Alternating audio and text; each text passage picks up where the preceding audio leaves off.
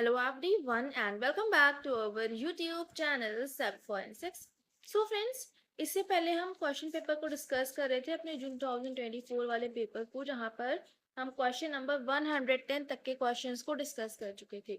अच्छा, वहां पर कुछ क्वेरीज आ रही थी जैसे कि question number 87, question number 106 and 109। तो इसमें क्या क्या था एक बार फिर से हम इसको देख ले रहे हैं। तो क्वेश्चन नंबर 87 में मैंने कुछ उसमें बता दिया था कि which is correct for teeth, but यहाँ पर पूछा गया है which is not true for teeth. कौन कौन से स्टेटमेंट्स हैं जो कि टीथ के रिस्पेक्ट में सही नहीं है, गलत है, और वहां पर गलती से मैंने कौन कौन से सही हैं वो बता दिए थे। तो अगर यहाँ पर हम ऑप्शंस की बात करें तो ऑप्शन में सबसे पहले बोला गया है teeth has a calcified connective tissue called dentin. तो जो टीथ्स होते हैं उसमें डेंटिन प्रेजेंट होता है और ये डेंटिन को हम कैल्सिफाइड कनेक्टिव टिश्यू कहते हैं, ऐसा बोला गया है। बी में कह रहे हैं एनिमल में जो एमिलोजेनिन होता है ये मेजर प्रोटीन होता है ऑर्गेनिक मैट्रिक्स का। सी में कह रहे हैं टीथ जो कि प्रोड्यूस करता है एक residue of saliva which contain cell free DNA. तो ये जो बात है जहां पर कह रहे हैं कि जो टीथ होता है उसमें आपका टीथ जो होते हैं वो सलाइवा के रेसिड्यू प्रोड्यूस करते हैं, तो ये बात बिल्कुल गलत है।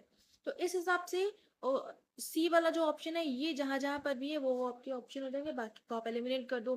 तो फोर्थ को आप एलिमिनेट कर सकते हो। उसके बाद में डी में कह रहा है dentin of crown is covered by a layer of enamel. तो ये जो स्टेटमेंट है ये तो स्टेटमेंट है बिल्कुल सही, पर हमको यहाँ पर इनकरेक्ट ढूंढना है। तो थ्री भी आपका हो जाएगा एलिमिनेट, बचे दो ऑप्शन। अब यहाँ पर ए जो स्टेटमेंट है वो तो आपका गलत है ही, क्योंकि ए दोनों में ही है। तो टीथ जो होता है जिसमें कि डेंटिन अवेलेबल होता है तो वो आपका कैल्सिफाइड कनेक्टिव टिश्यू नहीं होता है, तो ये भी आपका हो जाएगा। अब बी और ई में से कौन सा गलत है उसको हम फाइंड आउट कर लेते हैं।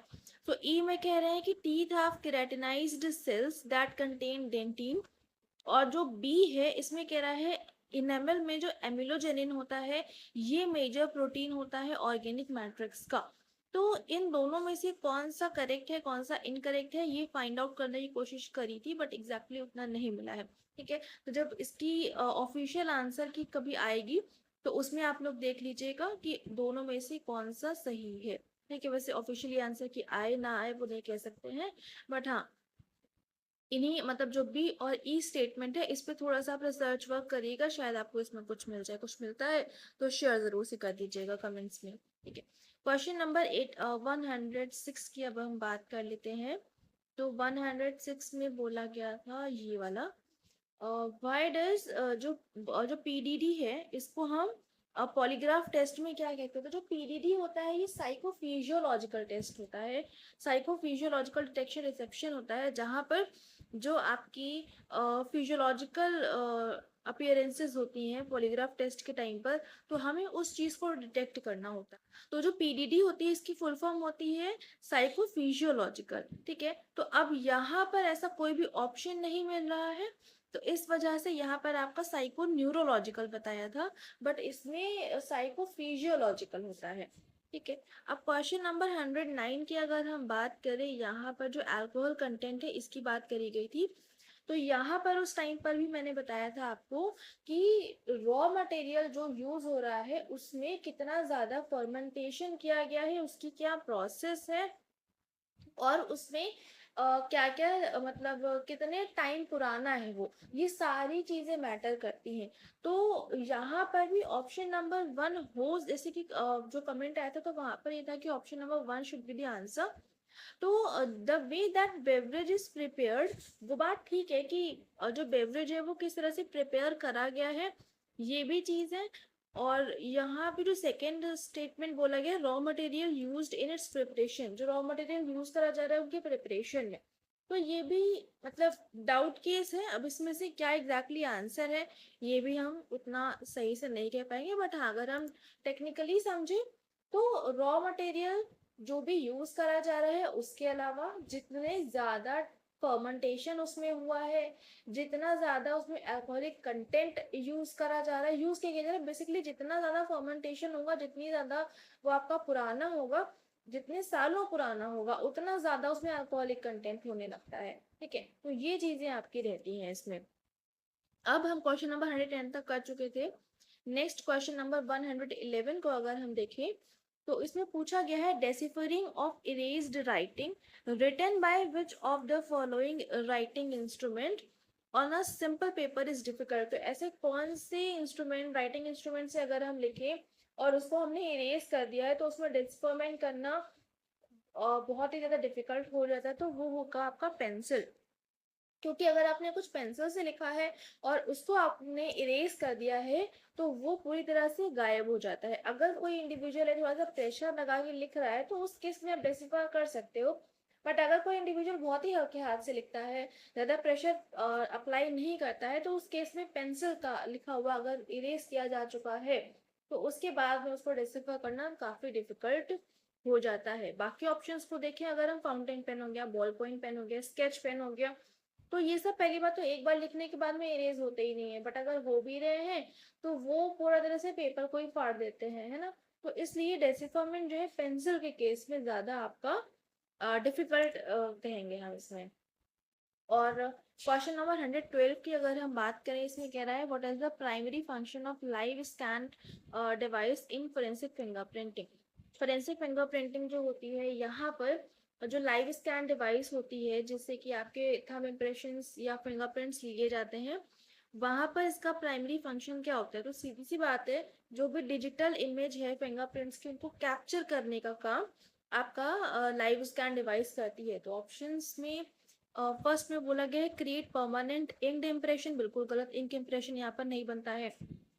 सेकेंड में कह रहे हैं कैप्चर करते हैं डिजिटल इमेज को fingerprint and palm print without using ink, तो ये बात बिल्कुल सही है। थर्ड में कह रहे हैं chemical composition of little print, ये भी गलत है। और क्लासिफाई करते हैं, ये भी गलत है। तो करेक्ट आंसर हो जाएगा ऑप्शन नंबर 2। 113 की अगर हम बात करें, इसमें कह रहा है what is flame point in relation to flash point in a crime scene, fire crime scenario. तो फायर क्राइम सिनेरियो में अगर हम बात कर रहे हैं तो फ्लैश पॉइंट और फ्लेम पॉइंट ये दोनों को हम कैसे रिलेट करेंगे। तो अगर हम फ्लेमेबल सब्सटेंसेस की बात करें तो जो फ्लेम पॉइंट होता है it refers to the temperature at which a substance will produce a flame when exposed to an ignition source। अगर किसी ignition source के कांटेक्ट में कोई भी हम combustible ऐसा सब्सटेंस हम लाते हैं और वहां पर जो फ्लेम प्रोड्यूस होती है वो आपका कहलाएगा फ्लेम पॉइंट, जिस पर्टिकुलर पॉइंट पर। उसके अलावा ऑन फ्लैश पॉइंट की अगर हम बात करें तो फ्लैश पॉइंट जो होता है ये लोएस्ट टेम्परेचर होता है जहां पर जो वेपर्स होती हैं सब्सटेंस की वो इग्नाइट करती है momentarily in presence of an ignition source. तो जो फ्लेम पॉइंट है वो आपका हाई टेम्परेचर पर होता है और जो फ्लैश पॉइंट होता है वो लोएस्ट टेम्परेचर पर होता है। तो फ्लेम पॉइंट है टिपिकली फ्लैश पॉइंट से अगर हम कंपेयर करें तो वो हायर होता है, स्लाइटली हायर होता है। दिस मीन्स दैट जो आपका फ्लैश पॉइंट है इंडिकेट करता है टेम्परेचर एट विच सब्सटेंस की जो वेपर है वो इग्नाइट करेंगी, और जो फ्लेम पॉइंट है वो रिप्रेजेंट करता है टेम्परेचर एट विच जो कंबशन है विजिबल फ्लेम का वो होगा। ठीक है, तो यहाँ पर अगर हम ऑप्शंस में देखें तो ऑप्शंस के अकॉर्डिंग जो फ्लेम पॉइंट है वो स्लाइटली हायर होगा then flash point. Option number 2 जो है वो इसका करेक्ट आंसर हो जाएगा। अब यहाँ पर क्वेश्चन नंबर 114 को अगर हम देखें तो यहाँ पर कह रहे हैं forged sealing wax used to seal an envelope so as to make the seal look original can be detected using। तो जो फोर्स्ड सीलिंग वैक्स है जो कि एनवेलप को सील करने के लिए यूज करी गई है और इस तरह से यूज करी गई कि वो बिल्कुल ओरिजिनल लग रही है, तो इसको हमें अगर देखना होगा तो ये हम कैसे करेंगे। तो ये हम यूवी लाइट के थ्रू हम इसको आइडेंटिफाई कर सकते हैं, क्योंकि जो यूवी लाइट होती है इसके यूज से जितने भी ऑल्टरेशन है डिस्क्रिपेंसीज होती है बहुत ही इजीली रिवील हो जाती है, जिसको कि हम कभी भी ऑर्डिनरी या फिर नॉर्मल लाइट में नहीं फाइंड आउट कर सकते हैं। क्वेश्चन नंबर 115 की बात करें, इसमें कह रहे हैं maggots in dead bodies appear in 1 to 2 days, they have dash and penetrate the skin rapidly. तो जो मैगेट्स होते हैं जो कि डेड बॉडीज पर 1 से 2 दिन के बाद अपीयर होना स्टार्ट होते हैं, इनमें कुछ प्रोटियोलिटिक एंजाइम्स होते हैं जिसकी वजह से ये जो होती है स्किन को पेनिट्रेट करके उसके अंदर एंटर कर जाते हैं और बॉडी को डिके करते हैं। तो यहाँ पर ऑप्शन नंबर 2 जो है इसका करेक्ट आंसर हो जाएगा। यहाँ पर अगर हम कुछ इंपॉर्टेंट पॉइंट देखें तो मैगेट्स जैसे कि आपकी ब्रो फ्लाइज हो गई, फ्लैश फ्लाइज हो गई, ये अट्रैक्ट होती हैं जितना भी डिकम्पोजिंग ऑर्गेनिक मैटर होता है। इसमें कुछ प्रोटीनेटिक एंजाइम्स होते हैं जो कि प्रोटीन्स का ब्रेक डाउन करते हैं, टिश्यूज में जितने भी प्रोटीन्स होते हैं उनका ब्रेक डाउन करते हैं, जिससे कि टिश्यूज जो होते हैं उनमें स्पेस बनता है इस एंजाइम्स की वजह से ही। और मैगेट्स जो होते हैं धीरे धीरे स्किन को डाइजेस्ट करने लगते हैं एंड बॉडी को पूरी तरह से एक टाइम के बाद में उसको डिकम्पोज कर देते हैं।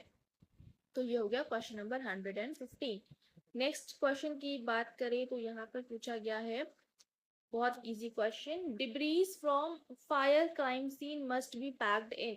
तो जो फायर क्राइम सीन के जितने भी डिब्रीज होते हैं, जितना भी रेसिड्यू पार्ट होता है, उसको हमको किस तरह के बॉक्स में कलेक्ट करना चाहिए। तो ये हमेशा आपको याद रखना है कि इस तरह के केसेस अगर हैं तो वहां पर आपको मेटल बॉक्स को ही यूज करना है जिसमें कि एक टाइट लिड यानी कि उसका जो ढक्कन है वो काफी टाइट होना चाहिए। करेक्ट आंसर हो जाएगा ऑप्शन नंबर 2। नेक्स्ट क्वेश्चन की हम बात करें, यहाँ पर कह रहे हैं लिथियम ड्रिफ्टेड सिलिकॉन डिटेक्टर, इसको हम कहाँ पर यूज करते हैं। तो जो लिथियम ड्रिफ्टेड सिलिकॉन डिटेक्टर होता है इसको हम एक्सरे टेक्निक में यूज करते हैं। ये जो डिटेक्टर होता है कॉमनली एक्सरे स्पेक्ट्रोस्कोपिक टेक्निक्स में यूज करा जाता है एंड ये जो डिटेक्टर्स होते हैं स्पेसिफिकली डिजाइन करे जाते हैं ताकि हम डिटेक्ट कर पाए और मेजर कर पाए एक्सरेज जो कि एमिट करी जाती है सैंपल के द्वारा। एंड यहाँ पर जब भी हम एक्सरे सोर्स में बेसिकली एक्सपोज करते हैं कोई भी अपने सैंपल को, डिटेक्टर्स जो होते हैं सेंसिटिव होते हैं एनर्जी ऑफ द एक्सरेज जो कि अलाउ करते हैं precise analysis of the elemental composition of sample based on characteristic X ray emission lines. तो ये जो है आपका लिथियम ड्रिफ्टेड सिलिकॉन डिटेक्टर, इसको स्पेशली हम एक्सरे स्पेक्ट्रोस्कोपिक टेक्निक्स में यूज करते हैं। तो करेक्ट आंसर हो जाएगा X ray technique. Next question, question number 118, बहुत इजी क्वेश्चन। फिनोफ्थलीन टेस्ट जिसको कि हम कासल मेयर टेस्ट भी कहते हैं, प्रेजेंस ऑफ ह्यूमन ब्लड को कंफर्म करता है। इसमें कौन से कलर का मतलब कौन सा कलर विजुअलाइज होता है। तो pink to purple correct answer हो जाएगा ऑप्शन नंबर 2। ये बहुत इजी क्वेश्चन है अब तक के आपके पेपर का, ये पता जरूर से आप सभी को होना चाहिए। नेक्स्ट क्वेश्चन यहाँ पर पूछ रहे हैं, in Duquesnoy's Levine presumptive test for cannabis, space color is observed due to presence of cannabinoids। तो कैनबिस की टेस्ट जो प्रिजम्पटिव टेस्ट होता है जिसमें हम ड्यूकेनॉइस लेवाइन टेस्ट परफॉर्म करते हैं, तो उसमें कैनाबिनॉइड्स की प्रेजेंस को कंफर्म करने के लिए ऑब्जर्व करने के लिए जब ये टेस्ट हम परफॉर्म करते हैं तो कौन सा ऐसा कलर होता है जो बता देगा कि हाँ इसमें कैनाबिनॉइड्स अवेलेबल है। तो ये आपका हो जाएगा वॉयलेट कलर। अब आप लोगों के लिए एक होमवर्क, होमवर्क क्या है, ड्यूकेनाइज लेवाइस टेस्ट जो है ये आपका ड्यूकेनाइज लेवाइन टेस्ट जो है आपका, ये किस तरह से हम करते हैं और इसमें कौन कौन से केमिकल्स यूज होते हैं, ये आप लोग जरा सर्च करिएगा गूगल पर। बाकी मैंने पढ़ा रखा है ऑलरेडी तो उम्मीद करती हूँ पता जरूर से होगा, क्योंकि जो कैनबिस वाला पार्ट हमने कवर किया था वहां पर इसको हमने कवर किया हुआ था। ठीक है, तो इस वजह से आप चाहो तो वाला वीडियो देख लीजिएगा, नहीं तो गूगल पर डायरेक्टली सर्च कर लीजिएगा, आपको फाइंड आउट हो जाएगा। अब क्वेश्चन नंबर 120, और यहाँ पर पूछा गया है all of these are correct in rifled weapon except. Rifled firearms के केस में सारे ही स्टेटमेंट सही हैं, बट ऐसा कौन सा स्टेटमेंट है जो कि सही नहीं है। तो यहाँ पर कह रहे हैं कि entry wound is small and round. तो राइफल के फायरआर्म के केस में जो एंट्री वुंड होता है वो स्मॉल होता है, ये बात सही है। फिर सेकेंड में बोल रहा है if fired from long distance the injury caused to internal organ is less. तो ये बात उतनी सही हम नहीं कह सकते, इसको भी हम मार्क कर लेते हैं। थर्ड में कह रहे हैं presence of bad in close contact fire, तो ये बात बिल्कुल सही है। फर्स्ट वाला भी सही हो गया, थर्ड वाला भी सही हो गया। फोर्थ में कह रहे हैं no exit wound in certain cases, तो ये बात भी सही है। कई बार हमको एग्जिट मोड नहीं मिलता है, वो डिपेंड करता है किस तरह का कितने डिस्टेंस से फाइल वगैरह करी गई है उस चीज पर। तो यहाँ पर यही बोला गया था कि सारे ही सही है, बस एक गलत है। तो फर्स्ट, थर्ड और फोर्थ ये तो सही है ही है, बचा सिर्फ हमको सेकंड पे ही डाउट लग रहा था, तो सेकंड वाला आपका हो जाएगा इस क्वेश्चन का करेक्ट आंसर, जो कि आपका गलत है। ठीक है, यानी कि यहाँ पर यही पूछा गया था कौन सा गलत है, तो गलत आपका सेकंड ऑप्शन है। तो इंजरीज जब भी राइफल वेपन से कॉज होती हैं, जो कि लॉन्ग डिस्टेंस से फायर होती हैं, ये डैमेज करती भी हैं इंटरनल ऑर्गन्स को ड्यू टू हाई वेलोसिटी और kinetic energy of the projectile. और कई बार होता है कि नहीं भी करें, वो बेसिकली डिपेंड करता है डिस्टेंस के ऊपर थोड़ा सा। मैक्सिमम टाइम्स जो होता है ये आपका इंजरी काफी कॉज करते ही करते हैं। ठीक है, तो ये आपके टोटल 120 क्वेश्चंस हो चुके हैं। उम्मीद करती हूँ यहाँ तक समझ में आ गया होगा। आगे के क्वेश्चंस को भी हम जल्दी ही कवर कर लेंगे। अभी यहाँ तक अगर कोई डाउट आ रहा है तो आप लोग कमेंट्स में लिख सकते हो। बाकी ऑफिशियली आंसर की कभी आएगी इसकी, तो वहां से आप एग्जैक्ट आंसर देख लीजिएगा। अभी जितने क्वेश्चन के आंसर्स जो समझ में आ रहे हैं वो आपको हम यहाँ पर करवाते हुए चल रहे हैं। फिर भी अगर कुछ ऊपर नीचे हो रहा है तो आप लोग जरूर से कमेंट्स में डाल, तो जो भी स्टूडेंट्स जो कि फर्दर आगे पढ़ेंगे आके उनको इससे हेल्प हो जाएगी। ठीक है, तो अभी यहाँ पर इस वीडियो को करते हैं एंड। बाकी वीडियो पसंद आ रहा है लाइक जरूर से कर दीजिएगा, अपने फ्रेंड्स के साथ में शेयर कर दीजिएगा। चैनल पर पहली बार आ रहे हैं सब्सक्राइब जरूर से कर लेंगे, बेल आइकन प्रेस कर लेंगे for daily updates. And thank you so much for joining me here.